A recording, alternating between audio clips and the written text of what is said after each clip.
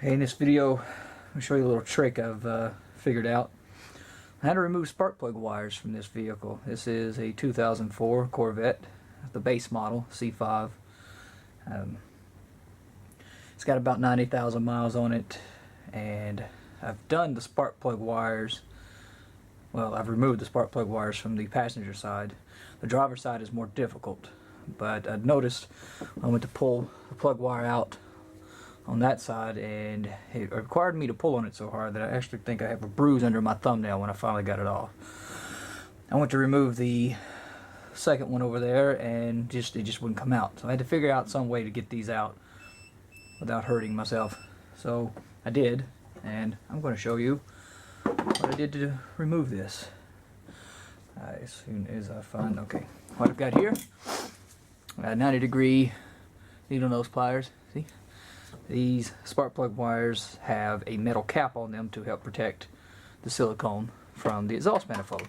Very handy, and this actually will slide on first when you put it on the plug wire, but it has a cup on the bottom, so if you pull this metal shroud out, it will actually pull on the plug wire.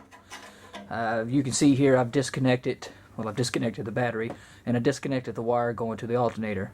While I don't feel that was necessary, it did make it a lot easier to get to, and for the video camera to see. It blocked the shot.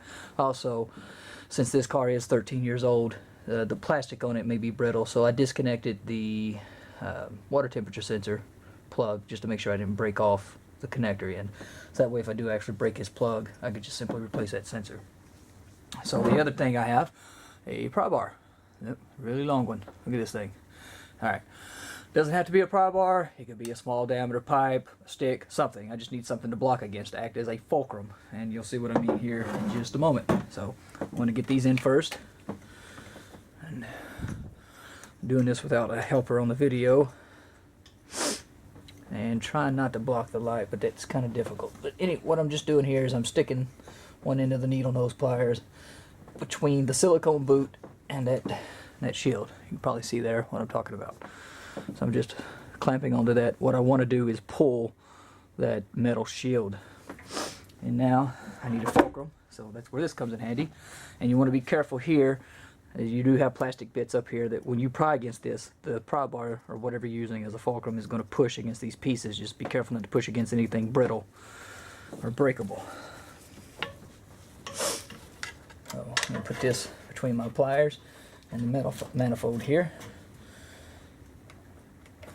And I got that positioned in a way that it should not push against the plastic on the coil packs. Alright, now put a little bit of pressure on it to try to keep this pry bar from slipping. I'm going to try to do this with one hand so you can see what I'm talking about. So I'm pushing my pliers toward the engine now, and it should pull that plug wire out. Try to get a little more leverage on it. I need to reposition my bar to give myself a better fulcrum there. There we go. Oh, I just felt it come out. And you can see when the pressure was relieved when it came out, my bar slipped in. So just to be able to, there we go. And look at that, it came out. There. And you see what I'm talking about here, with the cup that goes over.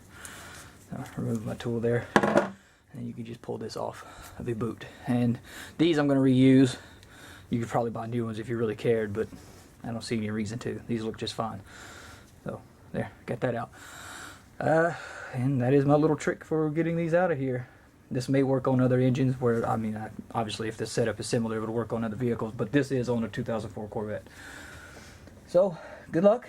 As you can probably see, the rest of this is pretty tight here. I'll show you. So you can see where the EGR tubing is going to be in my way. I may be able to work around that, I may not. The trick is the same. If it requires removal of the tubing, if you can't get to it, then remove the tubing.